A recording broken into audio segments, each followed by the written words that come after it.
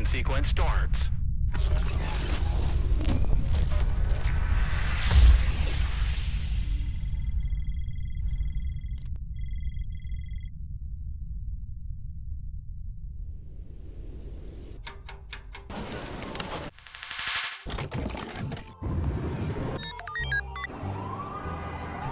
The world is in constant change and development.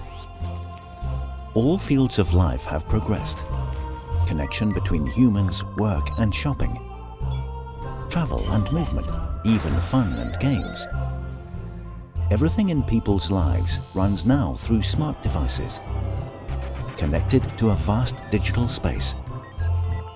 Humanity reached their scientific peak only through a long journey of creativity and contributions, which the Islamic Arab civilization was part of it. Through the development of various sciences, atop of them is mathematics, which paved the way to humanity to probe the depths of life and travel to space. Through smart programs based on algorithms, attributed to the great mathematician, the genius, father of computer, Muhammad ibn Musa al-Khwarizmi.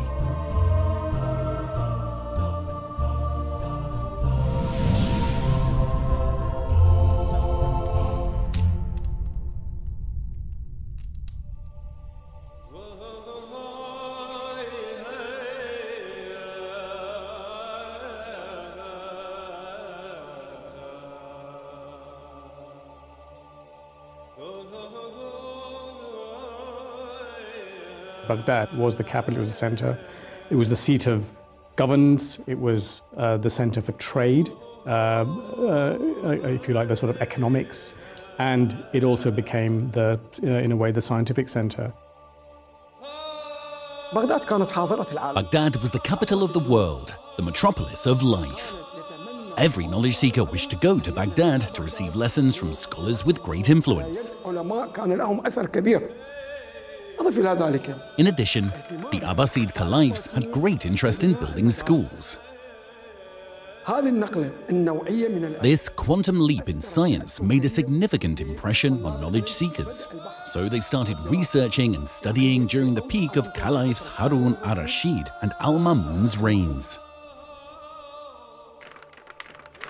To such an extent that any scholar who wrote or translated any book from any language to Arabic was paid the weight of it in gold or silver. Everybody who was ambitious, everybody who had a story to tell, everybody who had talent and so on, would want to come to Baghdad. That's where the jobs were, that's where the caliphal court was, as it were, be on the world stage. Then you left wherever you were born and brought up and you came to Baghdad.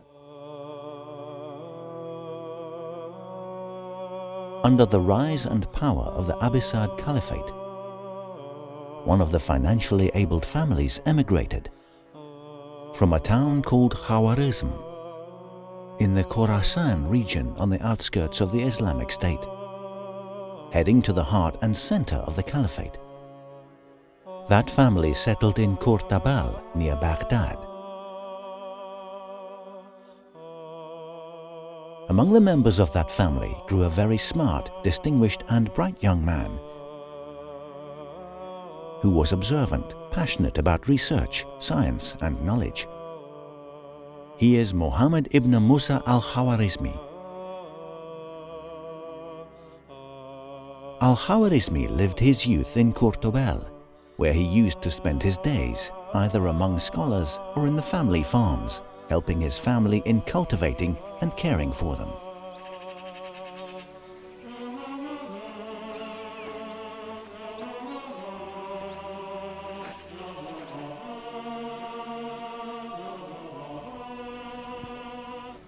Al-Khwarizmi was very confused, as his mind was always occupied with measuring distances and learning volumes. Each body his eyes observed would immediately turn into lines, drawing geometric shapes.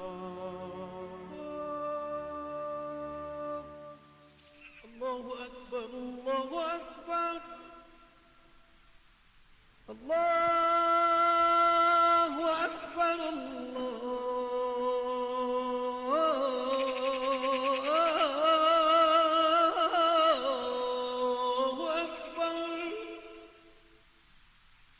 أشهد أن لا إله إلا الله.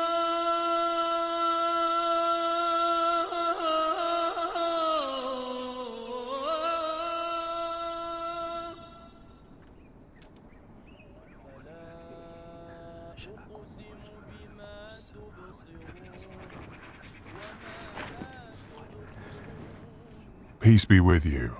Peace and God's mercy and blessings be upon you. You look busy and distracted, Muhammad. As long as I'm awake, I find myself occupied with the shapes of things and the distances between them, calculating their heights. Moreover, I find myself busy connecting imaginary lines from a palm tree to the other, from a tree to a tree, from a house to a house, to an extent that my head is filled with intersected lines and various geometric shapes, imaginations and images accompanying me during my wake and following me in my dreams while sleeping. My son, if I'm guessing correct, you will excel in mathematics. So go to Baghdad to seek knowledge, and do not waste your time on farming fields, lest your energy go to waste. But I help my father in farming and I can't. Go to the House of Wisdom in Baghdad. I am sure you will find what you seek. And leave farming to farmers. As for your father, leave him to me. Thank you, my dear teacher. May God bless you. Peace be upon you. Peace be upon you too. Al-Khwarizmi was no longer confused, and his sheikh's words ignited his enthusiasm. He headed towards Baghdad, the world's metropolis at the time of the peak of Islamic glory, seeking knowledge. Al-Khwarizmi enrolled in the House of Wisdom, which at that time was the center of science and scholars. It was established by Caliph Harun al-Rashid, who dedicated a huge budget to it, due to his love for science and scholars. The Dar al-Hikmah, the House of Wisdom, was an institution of the government. It used to be thought that this was like a university, that it had professors and classrooms and that sort of education. And it started as a center for learning about philosophy, literature, and the sciences from wherever it could be found. And so the sources were Greek sources, so people were sent to Greece. The sources were Persian, so a lot of Persian sources came in, and there were a lot of Indian sources.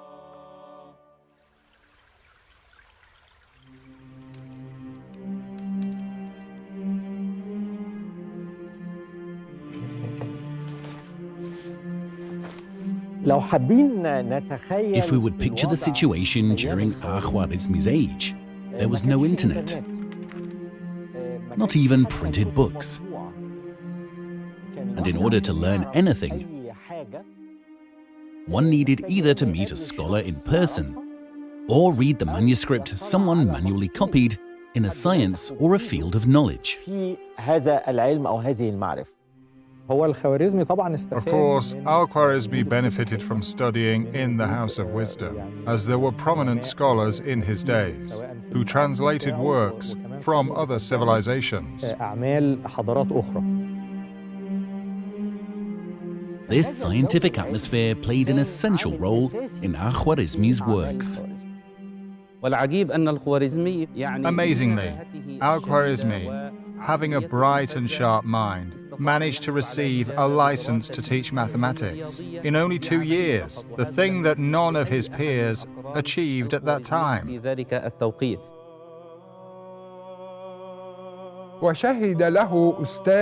His teacher praised him to the Caliph Harun al-Rashid, who asked the teacher, saying, "Didn't you have a skilled, successful student in mathematics?" The teacher answered, "Yes, I have Muhammad ibn Musa al-Khwarizmi."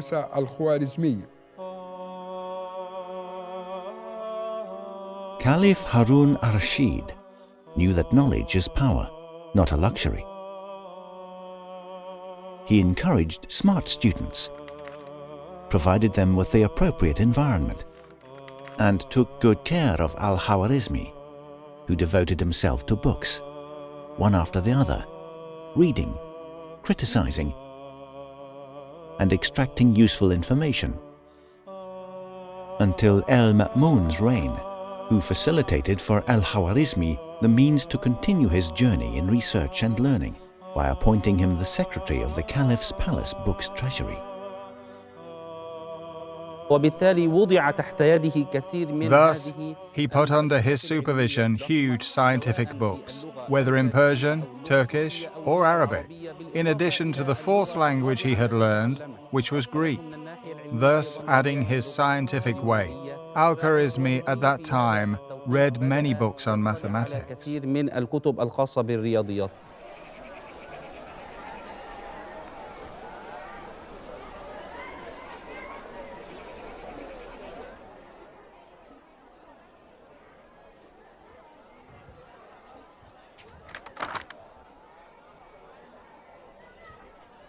These equations are still complicated. I agree with you, Abu Jafar. Let's review this part from... What's that noise? What's happening? It's okay, Abu Jafar. Don't worry. It seems some laymen have come to ask the scholars about matters such as renting, Things became hard for us. dividing shares, quotas, zakat, almsgiving, etc. Oh, scholars of Baghdad, what should we do? Only Allah cares for us. Zakat, what is the proper quota? Things became hard for us. Only Allah cares for us. There's no good in science that won't help people. And there's no good in scholars isolated behind walls from people.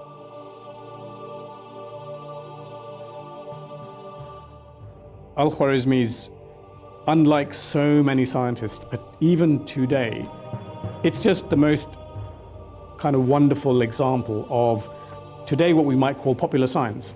He really understood how to communicate to audiences who are not expert and for making his information and knowledge relevant, and that's something that I think we can all learn from. An Islamic scholar needs accurate numbers regarding fields like taxing, zakat, renting, and trade in general. The necessity from the Sharia aspect also called for his action. So he would serve Muslims concerning inheritance issues. We're talking about the Abbasid Caliphate, which at that time expanded to nearly 40 Islamic countries. And many people from those countries converted to Islam, and they were totally ignorant about the inheritance, science, and its process.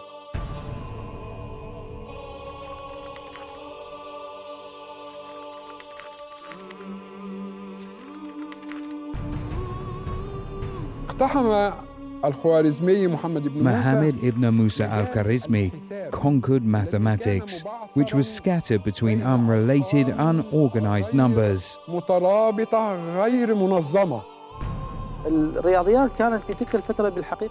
Actually, at that time, mathematics was suffering a lot, for it was difficult to deal with numbers. There were no symbols for numbers in mathematics. The Greeks used Latin letters for symbols, and Arabs in return referred to numbers with the letters corresponding to them. Before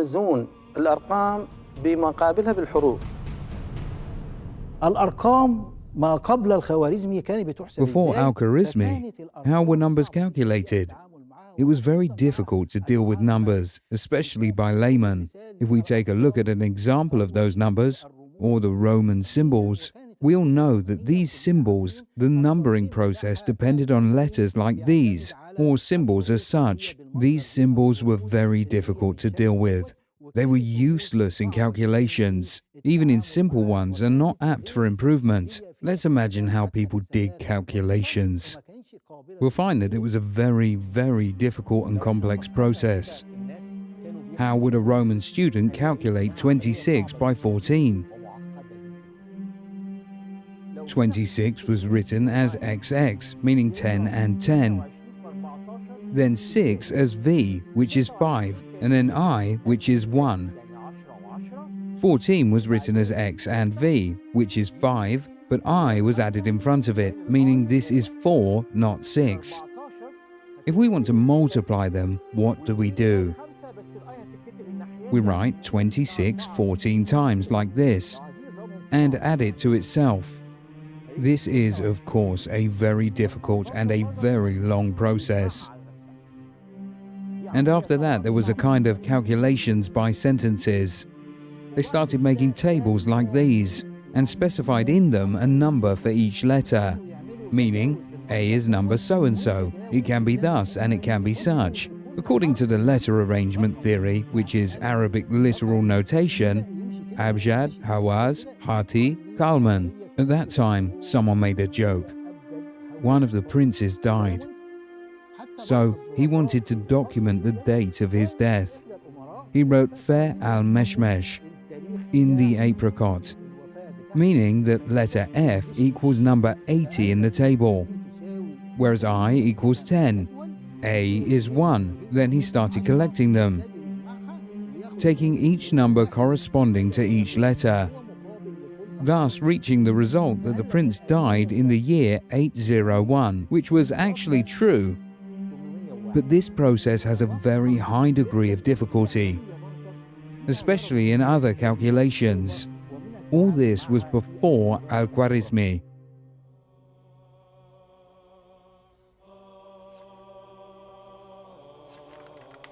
At that time, Al-Khwarizmi started searching for knowledge everywhere. His mind was occupied by Indian arithmetic process, as Indian scholars had excelled in mathematics inventions and science. Al-Khwarizmi noticed that Indians used symbols for numbers, and he managed to develop these symbols, which became the Arabic numerals, now forming them based on angles. Numbers after Al-Khwarizmi, as we see in this table, depend on angles. Thus, we can say that this number 1 is the Arabic number 1. This is the Arabic numeral. It's based on one angle. Concerning number 2, he defined it with 2 angles, whereas number 3, he defined it with 3 angles like this, and so on until he reached number 9, which he defined it with 9 angles. As we can see, 1, 2, 3, and here is 4. Here are 5, 6, 7, 8, 9. These are the angles that defined the number. These are the Arabic numerals.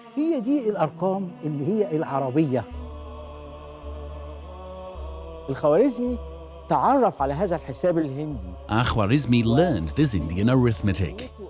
He understood how important it is, and that it's a game changer in calculations. But it only had 9 symbols from 1 to 9. So I still might face a problem with a number like 601. I'm going to write 1 in the odd numbers column and 6 in the hundreds. But what am I going to write in the even numbers column? Today, we know it is the 0. We just simply put 0 in the even numbers column. Back in time, before Al-Khwarizmi, in different civilizations, this dot was somehow mysterious. They used it in ancient civilizations, separating between numbers, and they shaped it like a hole. They would pierce the writing, shape a hole, thus representing separation and not value. So Al-Khwarizmi was the only one who added the 0 to this system, creating a major development in numbers.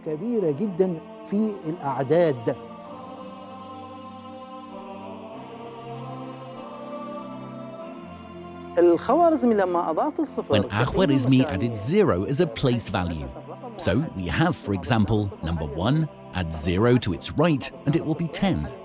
Add 2 zeros to its right, then the number will be 100 and its multiplications. This solved a major problem. Thus, Al-Khwarizmi managed to deal with numbers. وقام كاتب كتاب He wrote a book explaining Indian arithmetic. And through it, people learned about mathematics, which lasted till today. Not the book itself, but the process of calculations. This is what we use today. And we're able to write any number, no matter how big. And we perform calculations following the algorithmic way. By algorithmic way, we mean a set of sequential and simple steps leading to the result in a very simple way.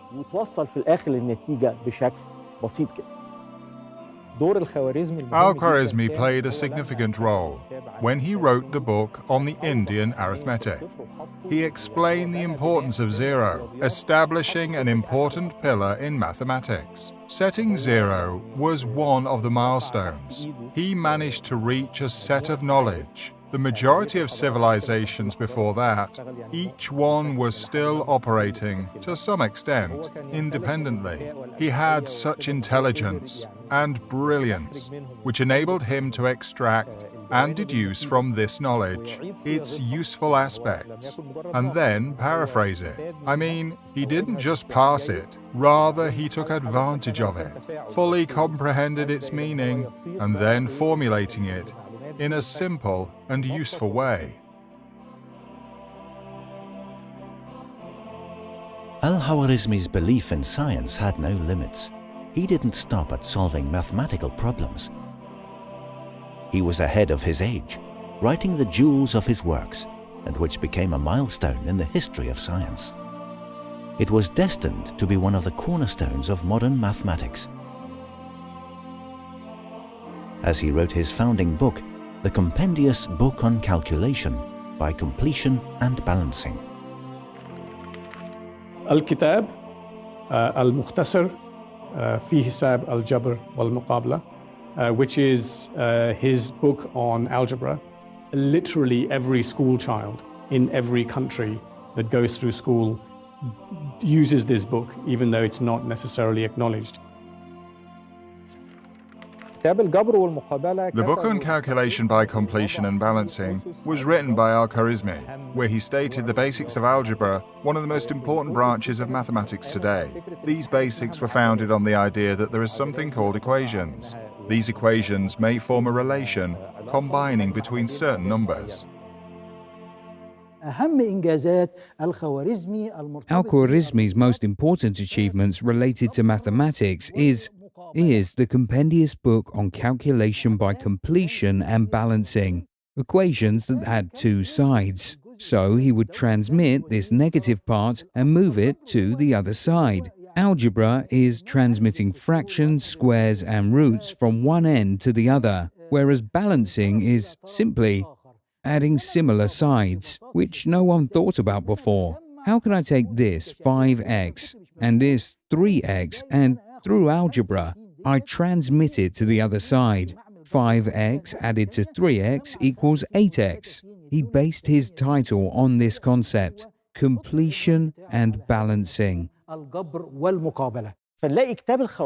You'll find that Al-Khwarizmi's book describes and categorizes equations, which no one did before. Then he set methods to solve these equations based on specific arithmetic steps. There is an actual proof that each part leads to the next one, reaching to a final correct answer. An idea that, when computers were invented, with their high ability to calculate fast, they were programmed through algorithms, named after Al-Khwarizmi. Al-Khwarizmi himself didn't write algorithms in the way we use today, the way of thinking. This linguistic influence proves how Al-Khwarizmi's books on algebra and mathematics influenced the minds and ideas of the modern European civilization. After Allah's guidance to aid to write the book on calculation by completion and balancing, I thought of making a compendious for it, so people would use it in their everyday lives, thus facilitating for them the matters of dividing inheritance, calculating trade, and measuring space. I seek reward from Allah only, for my success comes only from Allah. On Him I have relied. and he is the Lord of the great throne. Muhammad ibn Musa al-Khwarizmi left a useful legacy, represented in a collection of books, treatises, deductions, and over 20 to 30 books.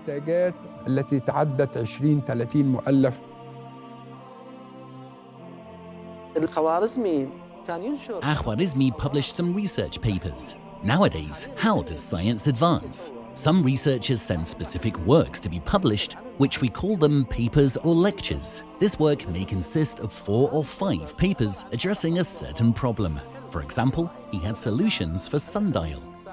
He also published research papers on astronomical calculations for the 5 moons known at that time, and on the movement of stars and planets.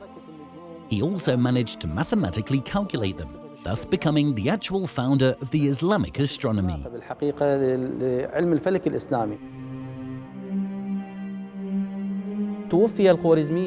Al-Khwarizmi died in 223 AH, 847 CE.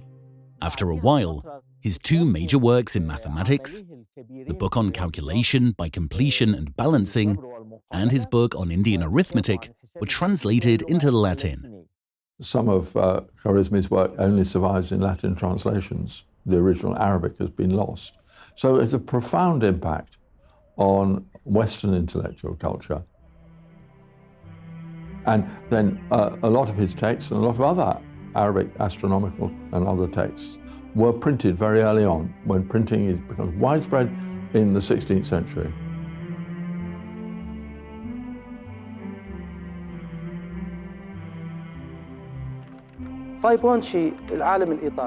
Fibonacci, the Italian scientist, a contemporary scientist, meaning he came around 200 years or more after Al-Khwarizmi, was born and raised in northwest Africa, then moved to Italy and studied Al-Khwarizmi's books. He transferred the term zero into Italian, calling it Zafiro, which was passed later to the French and was called zero in English. The word zero in English originated from the Arabic sifir. Islamic civilization embraced mathematics, and Muslims excelled in its branches, enriching scientific life with great contributions. Despite the development of the Islamic civilization witnessed during the past centuries, Al-Khwarizmi's books remained as the foundation stone upon which the modern scientific civilization was built. The Western civilization kept using the decimal system and still use algebra today. Algebra is a major branch in mathematics, surpassing the equation stage founded by Al-Khwarizmi, and it is still called algebra, and still leads many modern global algebra books, which were just published a year or 2 ago. It is said that the origin of this book goes back to Al-Jabr wal-Muqabala book on calculation by completion and balancing. Certainly, the role of mathematics on all fields, whether on the internet, or the stock exchange, or on an ATM machine, they wouldn't have existed if it was not for the great development in mathematics based on what was founded by Al-Khwarizmi. There's no good in science that won't help people, and there's no good in scholars isolated from people behind walls.